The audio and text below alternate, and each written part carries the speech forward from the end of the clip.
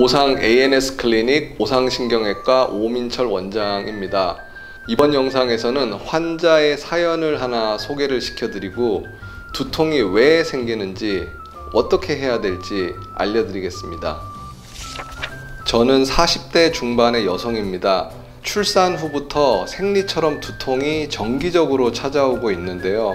초반에는 타이레놀 먹으면 괜찮아지다가 언젠가부터 병원에서 약을 타서 먹는데도 며칠씩 머리가 아프네요. 머리가 아플 땐 속도 메스껍고 어지럽기도 합니다.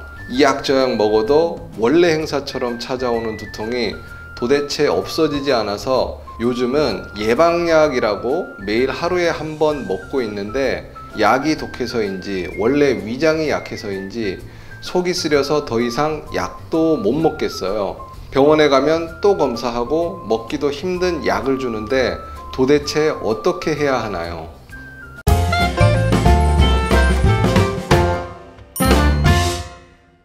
두통은 우리가 일상생활 중에서 너무나 흔히 겪는 증상 중에 하나입니다. 특히 요즘은 코로나 백신 후유증이나 코로나 감염으로 인해서 두통을 호소하는 분들이 더욱더 많아지는 것 같습니다. 이 영상을 통해서 도대체 왜 두통이 생기는지, 그리고 다음 영상을 통해서 약 말고 어떤 치료가 있는지, 스스로 두통을 예방할 수 있는 지압, 마사지 또는 스트레칭 비법을 알려드릴 테니 다음 영상도 기대해 주십시오. 흔히 두통이 심하거나 오래 지속되면 뇌에 문제가 생긴 것은 아닌지 누구나 걱정을 하게 됩니다. 최근에 배우 강수정 씨의 이야기 다들 아시겠죠? 이 경우처럼 뇌출혈이 두통을 유발하는 경우도 있지만 대다수의 두통 환자의 경우 두통의 원인이 뇌보다는 이 경추 부위의 문제, 특히 경추 1번과 2번 사이의 문제가 원인인 경우가 흔합니다.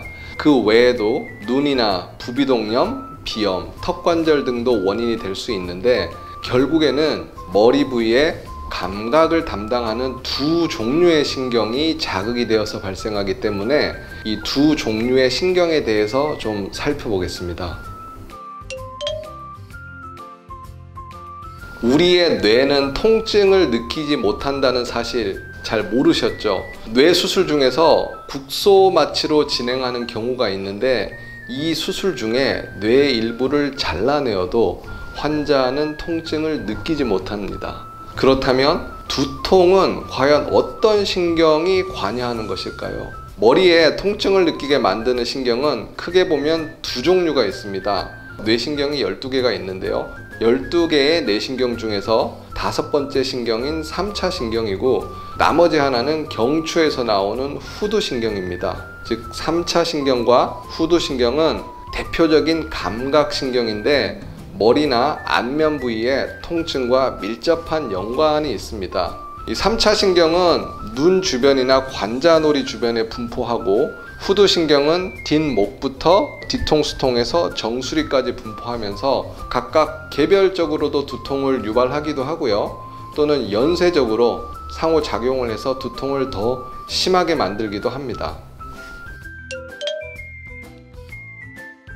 남성분들에 비해 여성분들은 생리 주기에 따라 호르몬 변화가 심합니다. 이 호르몬 변화는 인체의 바이오리듬을 혼란스럽게 만들고 앞선 영상에서 여러 번 말씀드린 것처럼 자율신경계에 교란을 가져옵니다. 특히 PMS라고 하는 생리전 증후군이 심한 분에서는 편두통이 더 심할 수 있고 오래가는 경우가 많습니다.